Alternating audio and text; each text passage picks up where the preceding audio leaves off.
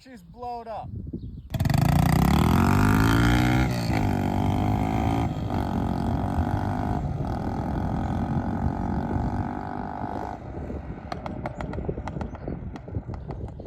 This is my Sycamore.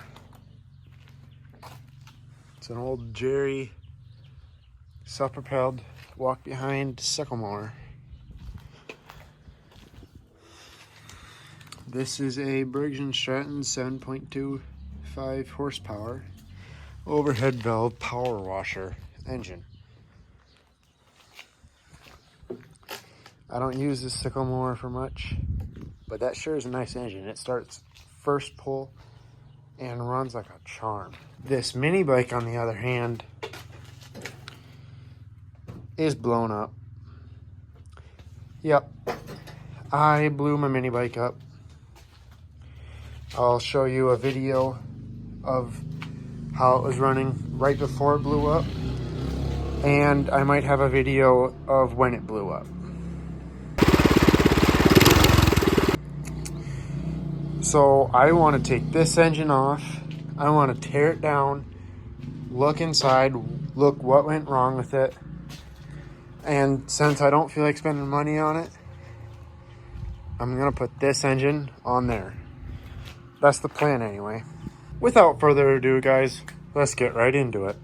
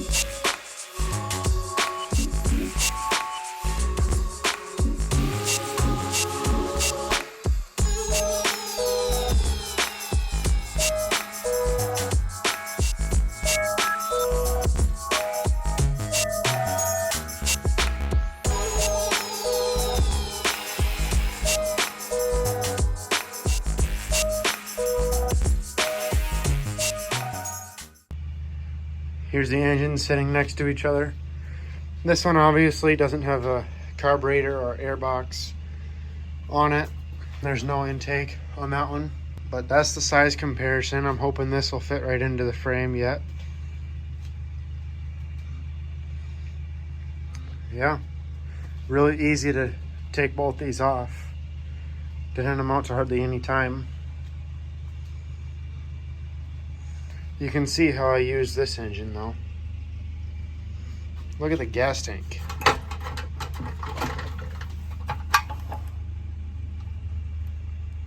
It's shot.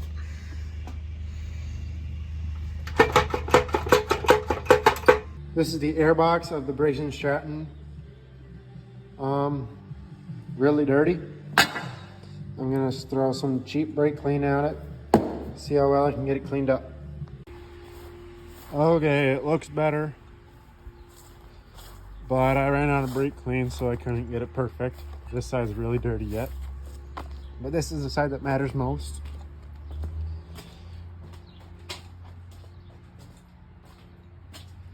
I've also taken this off of there. It was just a shield. I don't really want that on there. I plan to take this shield off there.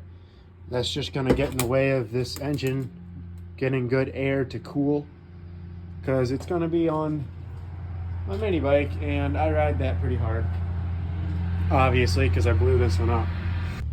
So guys, I found out the gas tank won't fit, so I have this gas tank, and that'll go right on there, like that.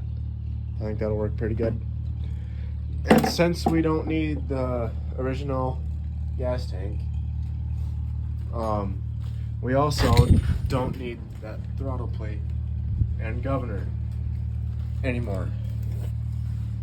So this is my new redneck throttle system for this mini bike.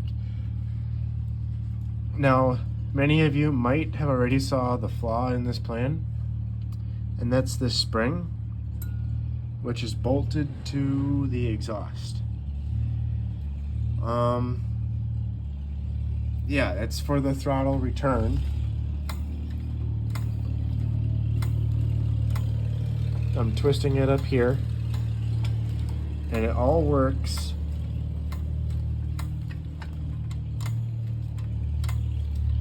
Works good, but I'm thinking when this gets up to temp, running temp, that spring's just gonna melt right out of there. And then I won't have a throttle return, and it'll be stuck wide open and I'll crash. So that's good. We'll see how long that lasts. I also don't know how I'm going to shut this thing off when I want it to, because it used to be you'd push the throttle lever all the way forward, or backwards I guess, towards the carburetor, and it would just stop it. It would shut the engine off. That was this wire. Obviously not the best of conditions, but I'm not sure how that works. It might end up just being a thing where you got to pull the spark plug wire off to shut it off. I don't know. Stays on there pretty good, so I don't know. But that's the throttle system.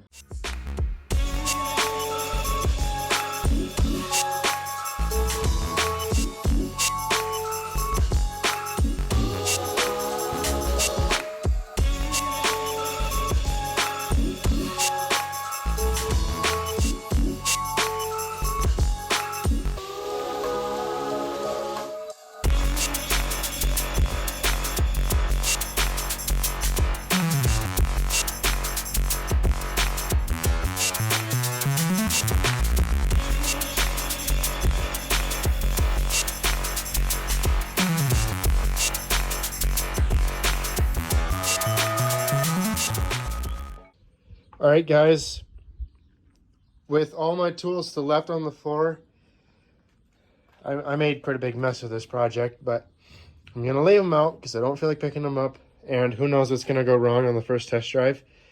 But we're ready for the first test drive. I have the kill switch working. I have the torque converter on, the chain aligned. I have the brakes adjusted. It idles. I'm not sure about revving. I'm not sure about that yet. But yeah, it's time for the first ride.